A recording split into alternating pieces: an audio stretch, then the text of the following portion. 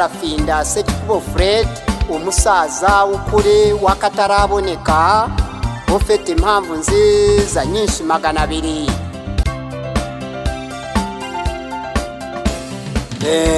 Mu majyaruguru, iburasirazuba, iburengerazuba n'amajyepfo, utirengagije umujyi wa Kigali. Ndagushuje wowe udukurikiye kuri televiziyo Amateka TV, televiziyo ibagezaho ibiganiro by'uburyohe by'ishyaka RUDA, akaba ari televiziyo ikora Washington muri Amerika, ikabagezaho ibiganiro bya RUDA, amateka, ndetse ikabagezaho n'ibiganiro by'Iyobokamana. Ikaba ari televiziyo rero by'umwihariko ibabwira imigabo n'imigambi y'ishyaka RUDA, aho ibikorwa bigeze, ibigisha impamvu nziza 200, ibigisha ko mugomba kwifata neza kugira ngo ubuzima bwanyu burusheho kuba ubuzima bwiza. Akaba rero ari televiziyo y'uburyohe kwamaze kuyikurikira, ndetse n'abandi bagenda bayisura ibiganiro byacu ku munsi. Ni televiziyo izaza igenda ibakangurira ibintu byiza buri gihe. Ubu rero muri aka kanya twakiye perezida wa RUDA muri zino studio kugira ngo tuganirire, nuko nawe reka banze abasuze aho muherereye hose. Ndabona abaherereye mu Rwanda, ndababona abaherereye muri Afurika y'Epfo, muri Angola, muri Mozambique, muri Malawi n'ahandi hatandukanye henshi ntashoboye kugenda ndondora ubu. Reka nawe abanze abasuhuze, hanyuma dukomeze mu kiganiro cyacu cy'uyu munsi. Abanyarwanda baturiye Uganda, Kenya, Tanzania, Burundi, DRC Congo, abanyarwanda baturiye Central Africa, baturiye Congo Brazza n'ahandi henshi muri Afurika hose, Leta Zunze Ubumwe za Afurika kabiri, n'abaturiye Buraya, n'abaturiye muri Amerika zombi, muri Aziya, birumvikana hano mu Rwanda ku bw'umwihariko za Australia, niyo hose turabasuhuje mu izina ryacu bwite. Uyu ni umusaza barafinda Sekikubo Fred ubasuhuza. Muraho neza, mukomere cyane kandi mukomerezaho, kandi ntimugakomereke rwose. Imana ibiteho, Imana ibarinde ibihe byose. Tudatinze reka tugaruke mu kiganiro cyacu cy'uyu munsi mu mpamvu nziza nyinshi 200. Niyo mpamvu tuba turahanga kugira ngo tuzibagezeho, tuzibasobanurire izo mpamvu ziteye gute, zakora gute. Muri izo mpamvu reka tugaruke kuri impamvu ivuga ngo RUDA izakuraho gereza. Abantu bamenye bazi gereza zazanywe na ba mukerarugendo bigenderaga cyangwa se n'abakoroni. Byari igihanuro gihanishwa umuntu wagize ibyo akora, cyangwa se no kwikiza uwo mutavuga rumwe, cyangwa se gushaka kugera ibyo ugiraho ugafata mugenzi ukamufunga. Niko bahanaga, ni nabwo buryo babonagamo ibintu bigomba kugenda, ariko ntago cyari mu muco gakondo w'Abanyarwanda. Ntabwo ari gutya Abanyarwanda bahanaga, kuko wakoraga amakosa bicaraga hariya muri gacaca bakabiganiraho, abakuru b'umuryango bagaterana, umuntu bakamuca inzoga y'abagabo. Sinzi niba ari inzoga y'abagabo, perezida RUDA araza kubisobanura uburyo bayitaga gute iyo nzoga. Rukiko gacaca yabaga gutyo, ni inzoga z'abagabo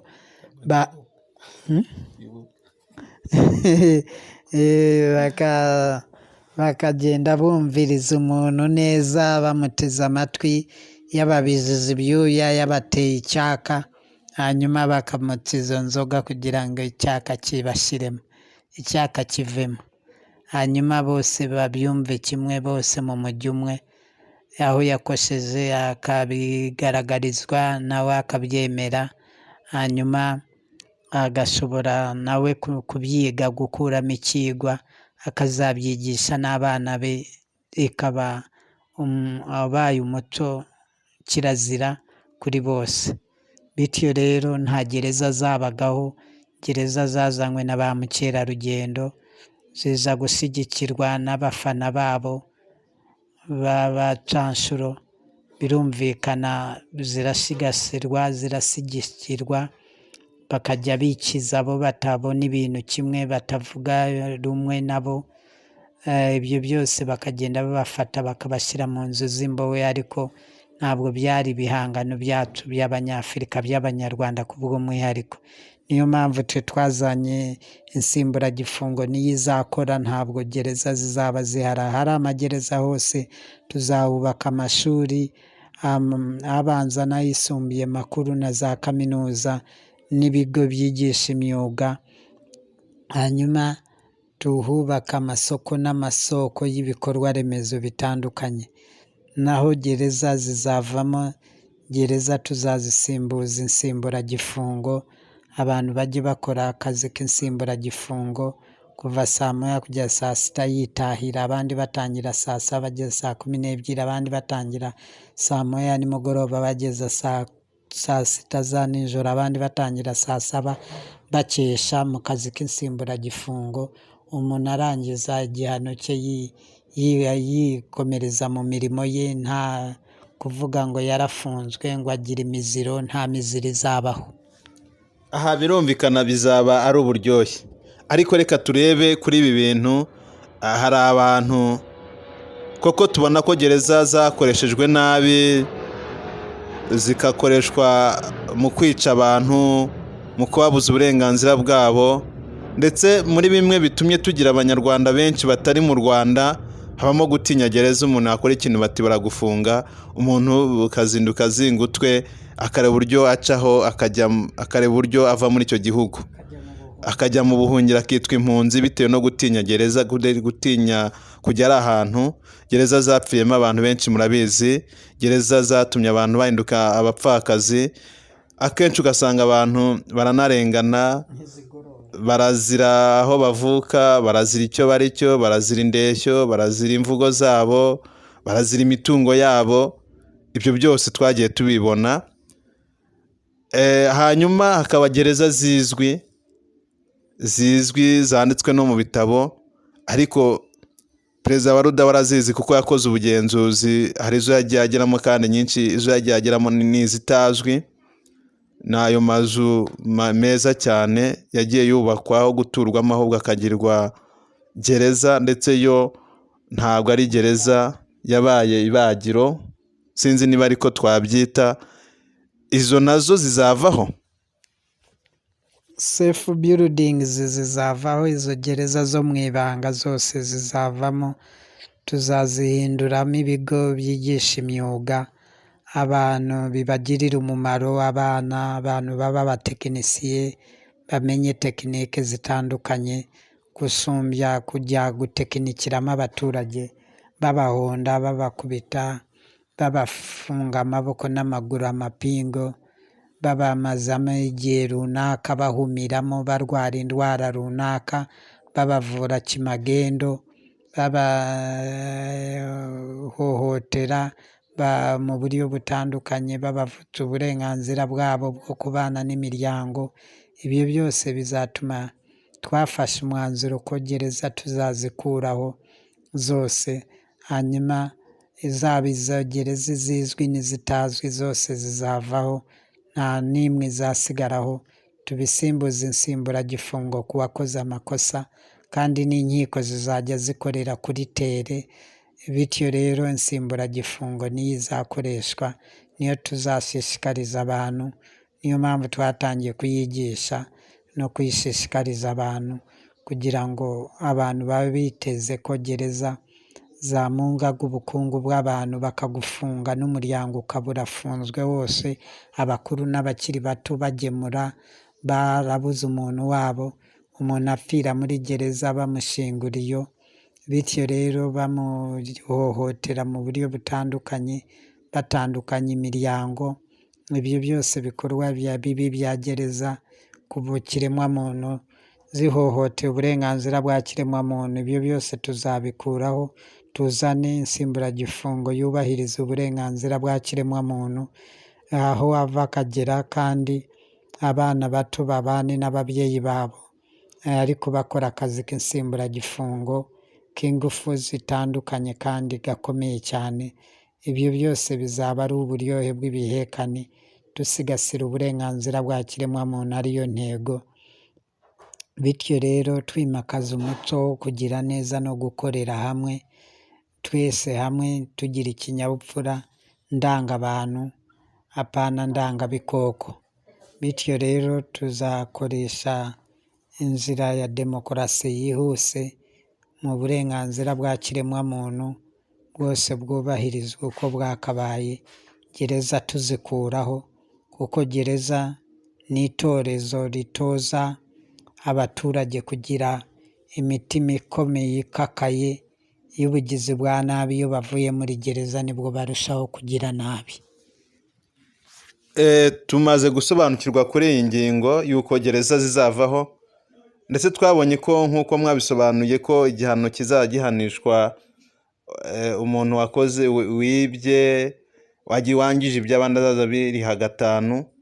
Ariko hano hari icyaha nagomeje kubona, mbona abantu bakomeje kugenda babaza batese umuntu wishe umuntu we azaza ahanishwa nawe azaza ko atamuriha 5 ngo bikunde, we bizaza bigenda gute?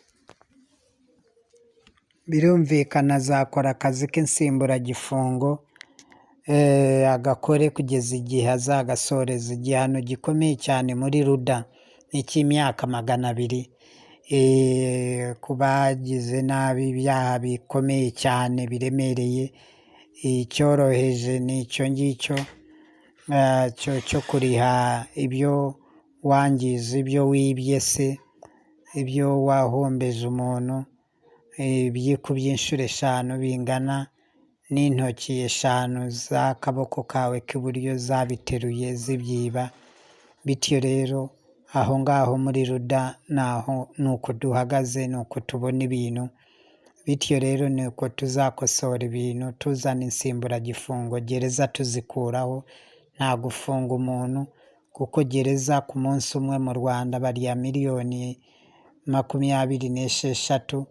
Iyo ugiye uzikuba rero n'ukwezi usanga amamiliyoni barya ni menshi cyane, wazikuba n'umwaka ugasanga barya menshi cyane gusumbya yinjira mu isanduku ya leta. Ayo yose rero baryaga nidushiraho insimburagifungo azinjira mu isanduku ya leta, ingengo y'imari ziyongera, izabyibuha kandi izaba nziza.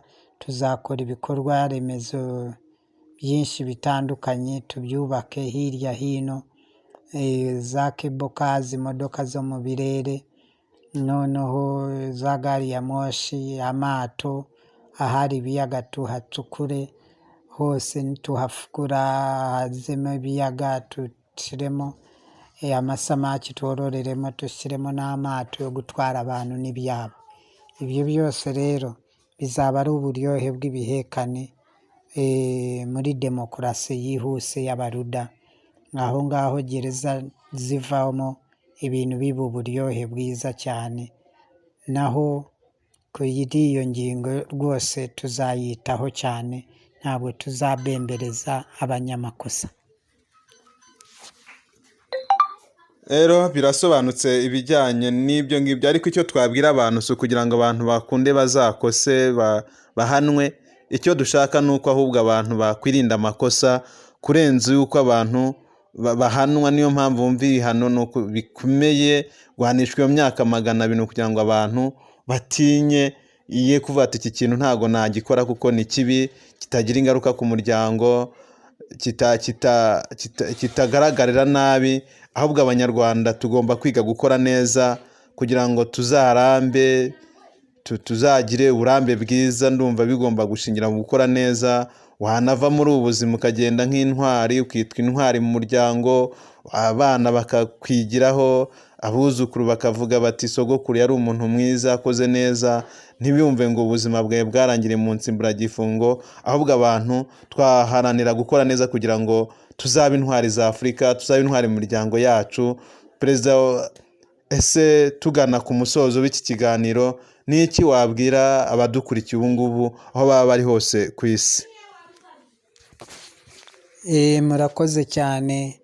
Icyo nababwira abaruda n'abatari abaruda, abaruda bakuru n'abakiri bato, uturuda duto tutarafata irangamuntu, icyo nababwira murangwe no kwihangana.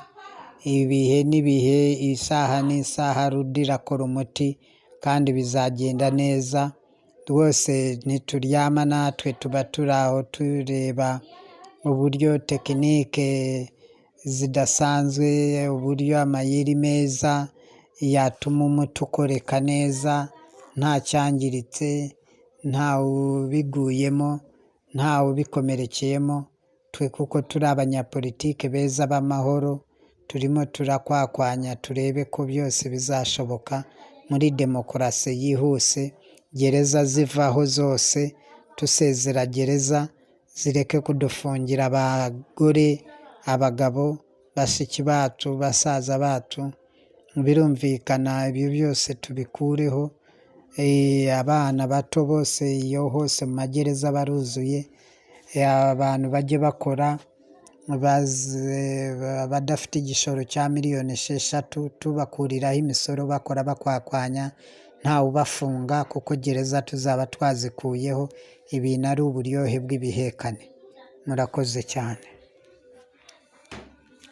Reka ngushimire wowe warodukurikiye kuri iyi televiziyo Amateka TV Rwanda. Ikiganiro cyacu naho ubutaha, mukomeza mukurikirana impamvu nziza nyinshi 200 z'uburyohe, kandi murushaho kwifata neza, ndetse mbwira aho waba uri hose ku isi hose ko u Rwanda ari uburyohe, kandi ko mu gihe kidatinze kitarambiranye RUDA igomba kuba hasesekara, kandi perezida wa RUDA nawe azamura ikiganza cye arahira kuyobora RUDA imyaka nk'uko biteganywa n'amategeko ya RUDA, ko ari imyaka 5 abaruda bagenda basimburana n'abandi bose n'indi mitwe ya politike, ibintu bikarushaho kugenda biba uburyohe, kandi ko RUDA izakomeza kuyobora u Rwanda, ndetse RUDA izamurwa mukuru wa Afurika. Ibyo rero nashishikariza abanyarwanda mwese kuzabyitabira, ndetse no kuzakurikirana ibyo birori nk'uko biri kugenda bitegurwa, ndetse bitegurwa na RUDA n'abandi bantu benshi bagenda bakunda RUDA. Rero turabashimiye, na ikiganiro naho ubutaha. Murakoze, Imana irusheho kugomeza kubarindira aho muri hose.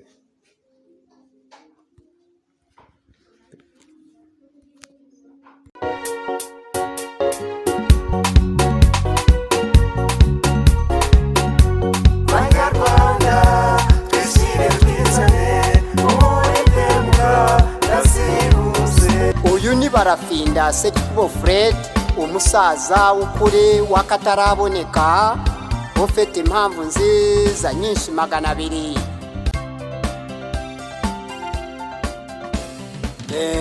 Mu majyaruguru, iburasirazuba, iburengerazuba n'amajyepfo, utirengagije umujyi wa Kigali.